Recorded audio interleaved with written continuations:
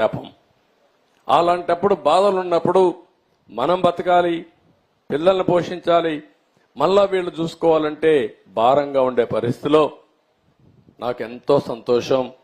ఇప్పుడిచ్చే 4,000 పెన్షన్లో దగ్గర 2,800 రూపాయలు నేనే ఇచ్చానంటే దానికంటే నా జీవితంలో ఇంకోటి నేను ఆశించను. అంత మంచి కార్యక్రమానికి శ్రీకారం చుట్టాను.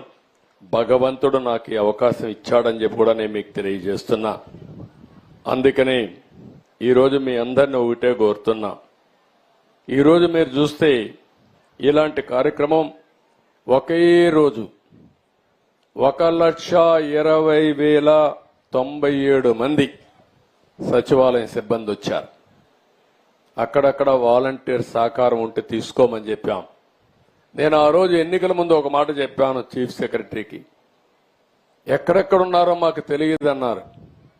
మీకు తెలియడం ఏంటో గూగుల్ అంకుల్ అడిగి చెప్తుంది ఎవరిల్లు ఎక్కడుందో, నేరుగా ఇంటికి వెళ్ళిపోవచ్చు, ఫోన్ తీసుకోనని చెప్పాను.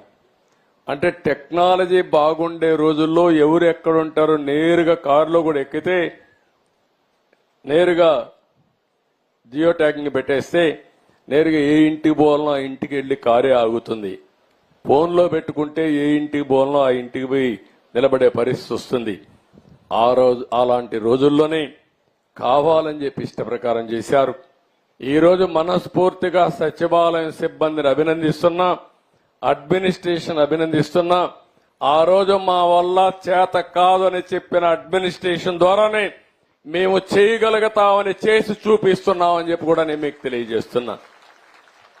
ఆ రోజే నేను ఒక మాట అన్నాను, నీకు చేత కాకపోతే ఇంటికి పోండి, నాకు అధికారం ఇవ్వండి, చేసి చూపిస్తానన్నా. ఆ అధికారం ప్రజలిచ్చారు, చేసి చూపించానని చెప్పి మరొక్కసారి మీ అందరికీ తెలియజేసుకుంటున్నా. ఒకే రోజు 5 సంతకాలు పెట్టాను. ఒకటి డిఎస్సి, ఇక్కడ కూడా యూత్ ఉన్నారు, ఎన్నో సంవత్సరాలుగా ఉద్యోగాలు ఇవ్వలేదు. అలాంటి దగ్గర 16,500 ఉద్యోగాలు ఒకేసారి సంతకం పెట్టి వీలైనంత తొందరలో టీచర్లు రిక్రూట్ చేసే బాధ్యత ఈ ప్రభుత్వం తీసుకుంటామని చెప్పి కూడా నేను మీకు తెలియజేస్తున్నా. అదే సమయంలో 3వ సంతకం మీ భూములు కొట్టేసే ల్యాండ్ టైటిలింగ్ యాక్ట్. అది వచ్చుంటే ఏమయ్యేదో నాకు తెలిసేది కాదు. ఆ రోజు చెప్పాను, మీ భూమి వేరే వాళ్ళు రాసుకునేవాళ్ళు, మీది ఉండేది కాదు, తెల్లవారితే బాధపడుతూ కూర్చోవాలి. ఈ కబ్జాదారులంతా వచ్చి ఎవడు రాసుకున్నా మీరేమి చేయలేని పరిస్థితి ఉండేది. దాన్ని కూడా రద్దు చేయడం కోసం మొన్నే 2వ సంతకం పెట్టాను. కేబినెట్ డెసిషన్ కూడా అయిపోయింది.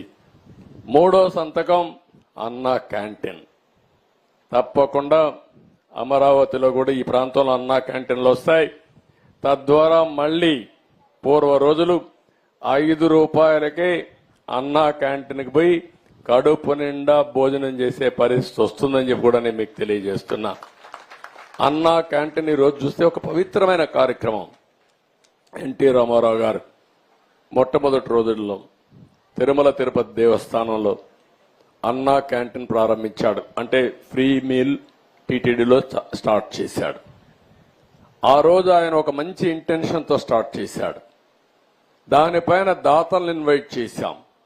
ఈ రోజు దగ్గర 1,200-1,300 కోట్ల రూపాయల కార్పస్ ఉంది.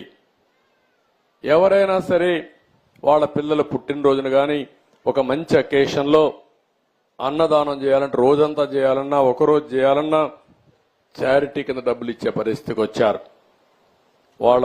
ఇప్పుడు చూస్తే ఎన్టీ రామారావు గారు పెట్టిన ప్రోగ్రాంలో మా మనోడు దేవాంశ్ ఒక రోజు 35 లక్షల రూపాయలు డొనేట్ చేసే పరిస్థితికి వచ్చాడంటే ఇది ఒక చరిత్ర, ఒక జ్ఞాపకం. ఆ మంచి కార్యక్రమం ఆ రోజు ఆయన ప్రారంభించాడు కాబట్టి ఈ రోజు మేము అక్కడ ఒకరోజు భోజనం పెట్టే పరిస్థితికి వచ్చాం. ఈ రోజు నేను అందుకే పెట్టాను, ఈ అన్నా క్యాంటీన్ పెట్టినప్పుడు రాష్ట్రం మొత్తం ఒక రోజు కావాలని డొనేట్ చేసే విధంగా డబ్బులుండేవాళ్లు డొనేట్ చేయొచ్చు. ఒక క్యాంటీన్కి ఇవ్వచ్చు, ఒక జిల్లాకి ఇవ్వచ్చు, అవసరమైతే మైక్లో మీరు చెప్పచ్చు, లేకపోతే మీరే పోయి సేవ చేయొచ్చు, వడ్డించచ్చు, వాళ్ళతో కలిసి పేదవాళ్లతో కలిసి భోంచేయచ్చు. అలాంటి ఒక మహత్తరమైన కార్యక్రమాన్ని విఘాతం కలిగించే విధంగా వచ్చిన వెంటనే ఉండే అన్నా క్యాంటీన్లన్నీ మూసేసే పరిస్థితికి వచ్చాడు. అందుకే ఒకే రోజున